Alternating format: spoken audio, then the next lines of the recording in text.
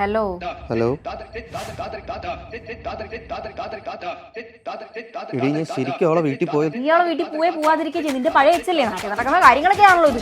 വെച്ചിട്ട് പോകാം. അവളെ വിളിക്കണം.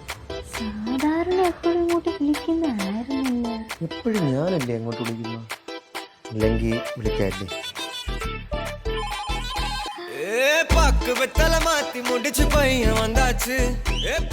എന്ത് വിളിച്ചത് എന്തിന്?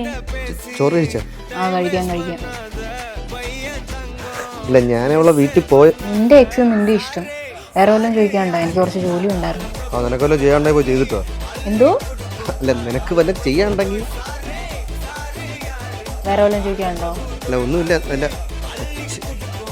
ഞാൻ ഇങ്ങനെ ഒരു സൈക്കോണ്. ഇതിൽ നീട്ടുന്ന സുഖമുണ്ടല്ലോ. നിങ്ങളിങ്ങനെ ചെയ്യാറുണ്ടോ?